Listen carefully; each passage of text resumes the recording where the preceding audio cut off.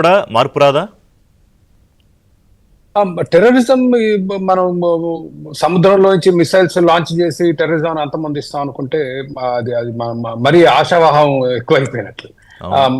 నా అభిప్రాయంలో కాదండి. ఇట్ ఈస్ గెరిల్లా వార్ఫేర్ కాకపోయినా వాళ్ళు హిట్ అండ్ రన్ వచ్చి దాడులు చేసి దేశవ్యాప్తంగా వెళ్ళిపోయినప్పుడు మనం ఇంతకుముందు కూడా మీ కార్యక్రమం చెప్పాను, సాంప్రదాయ యుద్ధాలు ట్రెడిషనల్ వార్స్ తోటి టెర్రరిజాన్ని మనం అదుపు చేయొచ్చు అనుకోవటం అనేది I don't think is the right thing. Then what's the way out? ఏముంది మరి మార్గం? నా అభిప్రాయంలో దీర్ఘకాలిక ప్రణాళికలు చేసుకోవాలి. దీర్ఘకాలిక ప్రణాళికల్లో భాగంగా విదేశాల్లో ఉన్న టెర్రరిస్టులు మన దేశంలో వచ్చి భారత పౌరుల మీద దాడులు చేసి విదేశాల్లోకి వెళ్ళి దాక్కున్న వాళ్ళని మనం వేటాడాలి. 78 సంవత్సరాలుగా ఈ టెర్రరిస్ట్ సమస్య ఉంది. భారతదేశానికి స్వాతంత్రం వచ్చినప్పటి నుంచి, స్వాతంత్రం వచ్చిన సంవత్సరానికే కాశ్మీర్లో వచ్చిన కొద్ది కాలానికి కాశ్మీర్లో మెర్సినరీస్ ద్వారా దాడులు జరగటం, మన కొంత ఇవాళ పిఓకే పాకిస్తాన్ ఆక్యుపైడ్ కాశ్మీర్ గా చెప్తున్న ప్రాంతాన్ని కోల్పోవడం జరిగింది.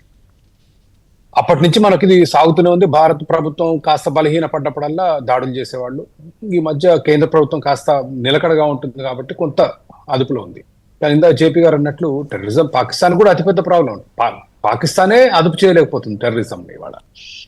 గత 25 సంవత్సరాల్లో భారతదేశంలో 40-50 వేల మంది, 40 నుంచి 50 వేల మధ్యలో ప్రజలు ప్రాణాలు కోల్పోవడం జరిగింది టెర్రరిజం మూలంగా. పాకిస్తాన్లో 75 వేల మంది చనిపోయారు. పాకిస్తానే అదుపు చేయలేకపోతుంది. పాకిస్తాన్కి వాళ్ళ భారతదేశం కన్నా ఉన్న అతిపెద్ద సమస్య టెర్రరిజం.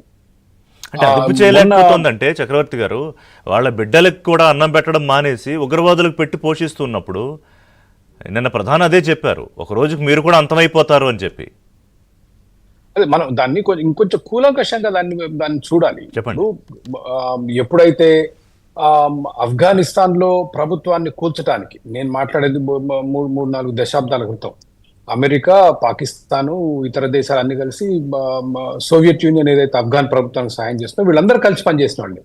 ఒసామా బిన్ లాదెన్ దగ్గర నుంచి మొదలుపెట్టి పాకిస్తాన్ సైన్యం, పాకిస్తాన్ ప్రభుత్వం, ఈ ముజాహిదీన్లు అందరు కలిసి సోవియట్ రష్యా మీద యుద్ధం చేశారు.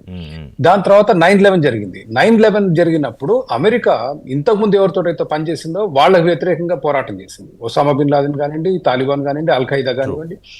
సో ఈ రోజు పాకిస్తాన్ లో మొత్తం గందరగోళం, రకరకాల టెర్రరిస్టులు, కొందరు పాకిస్తాన్ ప్రభుత్వంతో పోరాడుతుంటే ఒక పక్క కాశ్మీర్ లో ఉగ్రవాదం, ఈ రకరకాల సమస్యలతో సతమతం అవుతున్నారు ఈరోజు. నా అభిప్రాయంలో సాంప్రదాయ యుద్ధాలు కాదు, ఇజ్రాయేలీ తరహాలో ఇతర దేశాల్లో, ఇంతకుముందు కూడా నేను ఒక ఉదాహరణ ఇచ్చాను. జర్మనీలో మ్యూనిక్ లో ఒలింపిక్స్ లో 11 మంది ఇజ్రాయేలీ ఆటగాళ్ళని